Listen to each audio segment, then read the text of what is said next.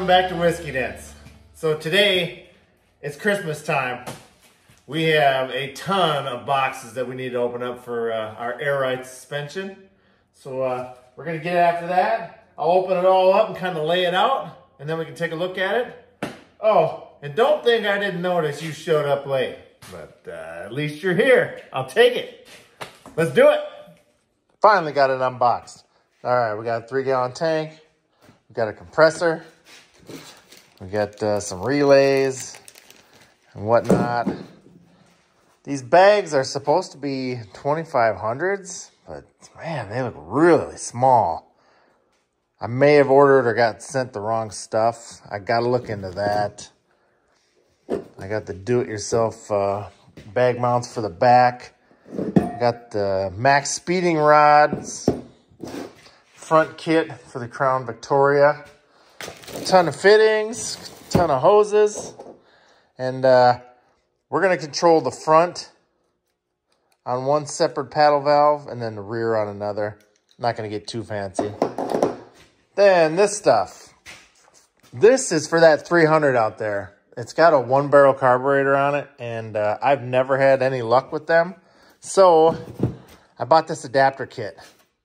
What it does is it will convert the 1-barrel carb to the 2100 series 2-barrel. So that'll go on top. I think it'll run a little better. I don't know. We're going to find out. Hopefully we got that on next week. So today we're going to start on the rear. All right, this is where we're going to start. So what we need to do is get these covers off. We're going to take these springs out. We need to cut these bottom plates off. And since we're in here, we're probably going to clean all this stuff up a little bit. Maybe get a little bit of paint on it. We're going to take a few random measurements to see just exactly how much this drops. So right now, that's at 26.5, give or take. So yeah, 26.5. Maybe we'll measure back here off the frame rail. 17 7/8. Other side's the same. So set up the tripod. Get the torch out. Cut that off quick. So this episode is sponsored by Absolute Fire Protection and Hoods Inc. They're our very first sponsor, and I'd like to welcome them aboard. Thank you so very much. I appreciate it. If you guys ever need any fire suppression systems, fire extinguishers, hood cleaning, they do just about anything and everything that is related to that. So thanks again. It's greatly appreciated. We're up on jack stands. We're going to pull these covers off quick.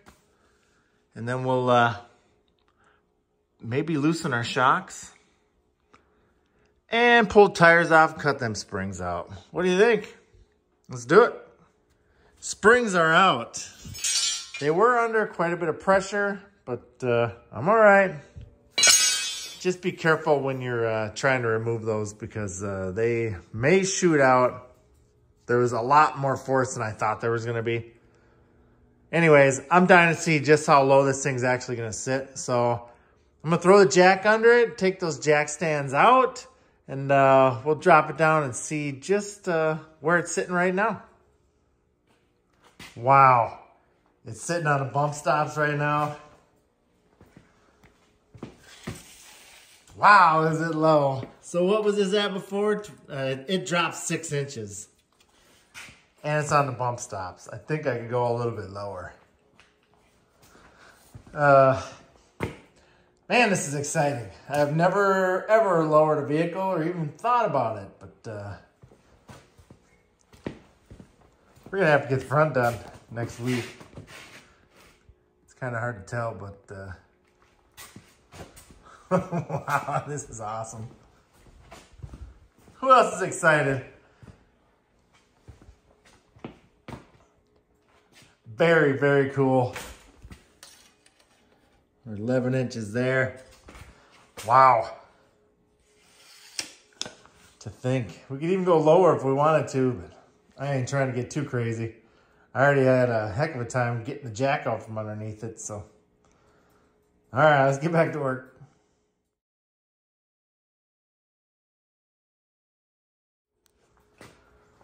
All right, got the bump stops cut off. Got this all cleaned up. Air quality in the shop right now is at an all-time low. So I opened up the doors and windows, and I don't know, I think it's 32 degrees out, so you can probably see my breath. But anyways, I'm gonna clean this up quick, and then we'll start putting on the bottom brackets and then the tops. Maybe hit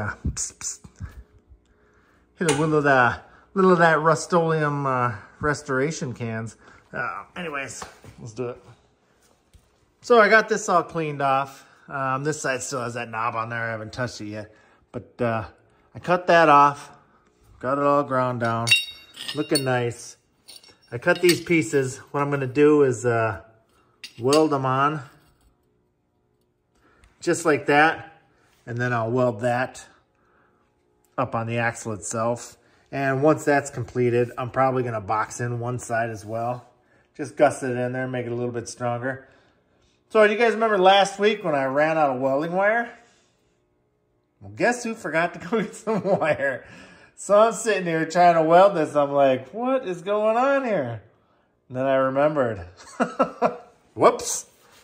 So I might have to bust out Old Faithful so we can get some content done this weekend. Sorry, guys. So this is my backup welder. The main reason why I stopped using it is because the triggers are junk and they stick, and you put a new one on there and it does the same exact thing. So anyways, Lincoln, maybe try a little harder on your triggers and your ground sucks. So I got the bottom brackets tacked in there. I'm gonna jack this up. I don't know how much of a filler piece I'm gonna need to put on the top of this, since I am kind of new to this. Let those collapse as much as they can. Okay, so it's starting to pick up right there. So I know that these bags collapse down to 3 inches. And right now we're sitting at about 4.5. So I think what I'm going to do is make about 1.5 inch spacer for the top here, because I don't want it maxed out all the way. Actually, maybe I'll go 2 inches, give myself a little bit of wiggle room there. I'm really not trying to, lay the frame on the ground or anything like that. I just want something that's going to ride decent and, sit low. Otherwise, it's looking good. I'm really excited for this. Okay, so after looking at this a little bit more, what's actually happened is I'm not on the bump stop. The shocks are completely compressed. So I think maybe what I'm going to do is actually do a 3-inch spacer, and then that'll give me a little more room to play. Because I don't really want to remount these or replace them. After all, it is pretty much a budget build, so. Anyways. It's hard to tell, but man, is that gonna be low. Would you look at it? Just look at it. Can't wait. Absolutely cannot wait. So anybody that's still sticking around, that's my donor truck for my motor and transmission. And this is the new addition to the family. It's a 64 short box, 223 with a 4-speed. Pretty sweet little ride. I don't think it's gonna be here very long, to be honest with you. I think Casey at High Octane Garage just has one of them I gotta have it things, so it might turn into his little shop truck. So anyways, I'll think what I'd like to do is mount something right here. I'm going to cut the whole bed of the box out. So this will be open. So if I need to remove the box, I can. All that stuff is going to stay there. And then I'll have my fuel cell right here. And that'll be separate from the box as well. So if I ever do need to, you know, pull the box off to do whatever, which I can't really see any reason why I would. But if I do, everything will be stationary. I ain't got to worry about it. I'll probably have it all sitting on isolators so, it's, you know, it'll absorb any vibration from the road or whatever, if that makes sense. So anyways, I'm really hoping that I don't have to relocate those shocks. I don't think I will, just because I'm putting that thicker bracket on there. It's not going to sit as low, but I don't need to get that low. I've already had to like screw around and put blocks underneath this and that and like fighting the jack, and you get jack stands underneath it, and then you got to move the jack 3 times to try to get the darn things out of there. So I really don't want to go that low.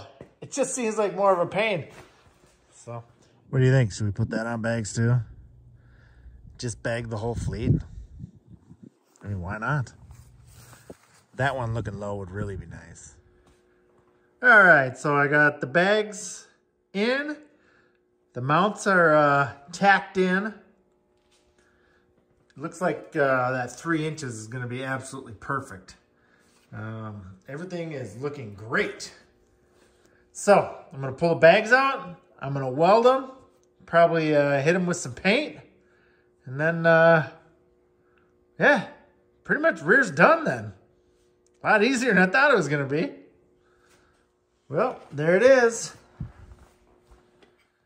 It's all bolted in. I still need to put the hardware on it and whatever else, but you get what I'm saying here. So earlier I measured right here. It was 26.5. Now we're sitting at 21. So we lost 5.5 inches. And that's laid all the way out, which honestly I think will be perfect for what I'm trying to do. If you look down the frame here, I'm guessing, you know, you're gonna, by the time the front's dropped, you're probably sitting at like 5 inches. And that's plenty low. I'm not trying to crush pop cans or get crazy with it. One of these days, I'm going to get crazy with one of these things. But for now, I'm pretty happy. Next week, we're going to jump on the front end. I already spoke about it a little bit earlier. But we're going to drop that down. So, all in all, I think it's pretty darn low. I like it. It looks good.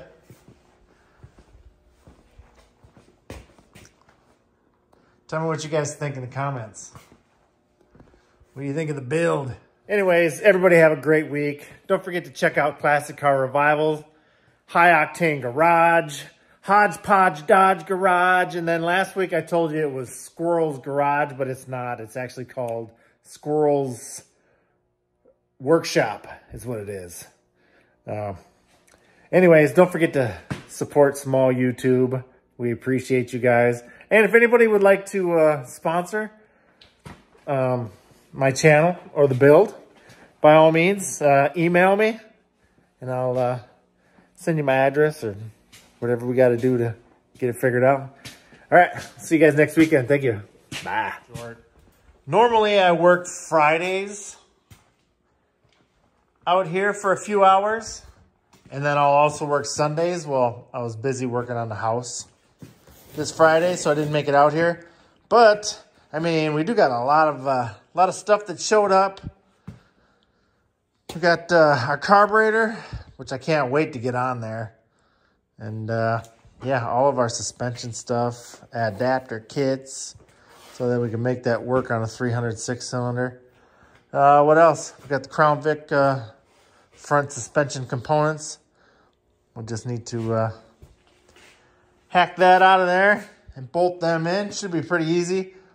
I'm gonna probably torch the spring off and then cut the coil or whatever it is inside of there and take all that out So then I don't have to pull the whole suspension completely apart, because I'm pretty sure I can fish this piece through there, get it where it needs to be, bolt it on, and then put the bottom bracket on as well. And I got this from maxspeedinrods, so hopefully it fits well. And then, yeah, shove that bag in there, bolt it all together. And hopefully next week we can hook some temporary air up to it and raise it up and lay her down on the ground, kind of get a look at what we're doing. Maybe we'll push it outside and throw the hood and the fender and the box and all that stuff on it. I don't know. Maybe just screw around for a little bit. But anyways, tell me what you guys think. So before everybody goes running off and watching football and whatever else, I just want to say thanks. I appreciate the comments, the likes, all the support, because if it wasn't for you guys, there's no way that I would be spending as much time and effort into getting this thing on the road as I have been. I mean, getting up at 5 o'clock in the morning, coming out here late at night, like every chance I get, I'm out here. So I just want to say thank you guys, and like, share, comment, all that stuff that literally everyone else says, but mine's different. Anyways, adios. See you next week. Figured I'd talk about the project a little bit more. So I plan on going full bench seats, front and rear, and then up where the rear view mirror should be, that's where I want my airbag controls. So I'm going to try to run it up through that column and then over and then up there, because I don't think anybody does it like that. And nobody that I've seen. Most of them try to keep them low because, you know, it's basically just running more airline. But I don't know. I think it'll look good. I'm just going to put some regular seat covers on it. I'm not getting fancy on the interior. I am going to put a decent stereo system in it, probably a couple of 12s. Let it pound a little bit. And then, I don't know, in those door pockets, I'll probably put a few speakers and tweeters or whatever up front. I'm going stock gauges. I got that 4-speed, but I really want to put the 5-speed in it. I'm still trying to get all that figured out. Stock dash, like I already said. Steering wheel is going to be stock but shortened. And then since I got disc brakes, I think it's called Pirate or something. Brake booster. So I also need to find a power steering pump for that 300 6-cylinder. That would be nice. So I don't know. We're getting there slowly but surely. Next week, like I said, we're going to knock out the airbags on this side, and then we're probably not going to touch that anymore. Then we'll start focusing on body work again, getting a motor in it, because it sure would be nice to move it around a little bit.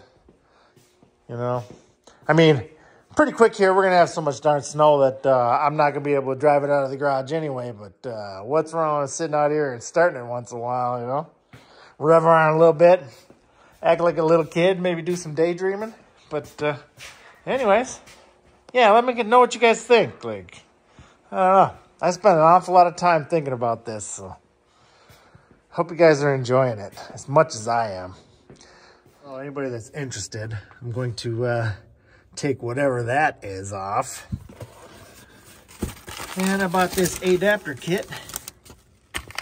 Bolt that on. Apparently it's supposed to go on pretty easy. And then the 21 series, I don't know, they come on 302s or something. It's like an auto light or, I don't know, whatever Ford runs. I guess I can't think of it right now. But anyways, I'm going to put that on there. The old edlebrock intake. Probably going to paint this motor white. I don't know why, but I'm just kind of feeling white. Anyways, we'll get that pulled out. So tune in for those episodes. We really need to start getting after this part. It's not getting any warmer out, that's for sure. I think it's 28 degrees here today. So anyways, that's the 300 that's going in the crew cab. So Here's how you start a classic. Foot on the clutch, choke out, bumper a few times, and hit your key.